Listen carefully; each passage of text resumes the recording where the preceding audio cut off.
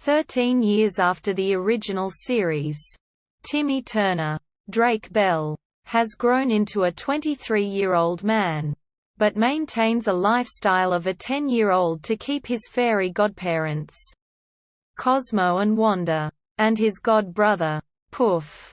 Timmy's refusal to mature greatly irritates his parents, who desperately encourage him to move out so that they can sell their house and go on vacation. And Jorgen von Strangle, Mark Gibbon, who is constantly scheming to entice Timmy into giving up his fairies by shooting an arrow at him, to make him fall in love with someone, yet fails every time.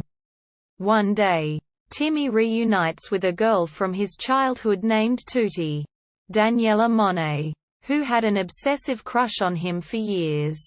She has grown into a beautiful activist and Timmy falls for her instantly. Cosmo and Wanda desperately scheme to repel Tutti, afraid that he is finally growing up and may not need them anymore. Timmy is torn between his love for Tutti and his desire to keep his fairies.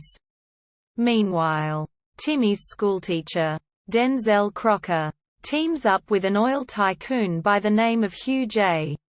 Magnate Jr. in order to kidnap Timmy's fairies and use their magic for their own purposes.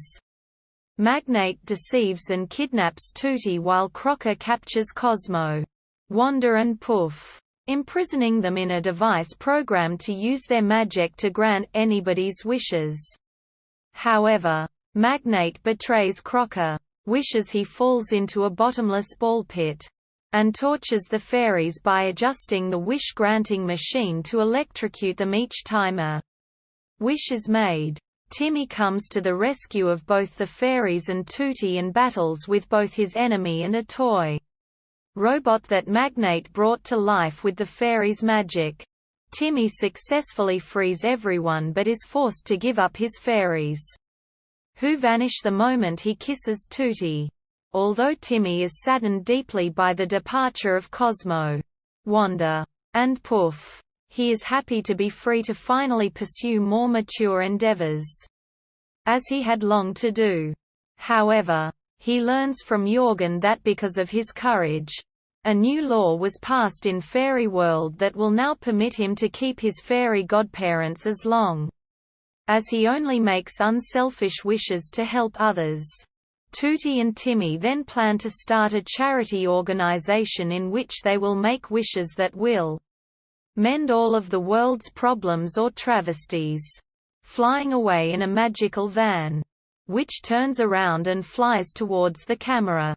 In a direct parody of Back to the Future, Magnate is sent to a mental hospital after claiming that fairies exist, and his secretary becomes CEO of the company, turning it into an environmentally friendly enterprise. The film ends with Crocker finally falling out of the ball pit, landing in front of the Turner's house, and walking away.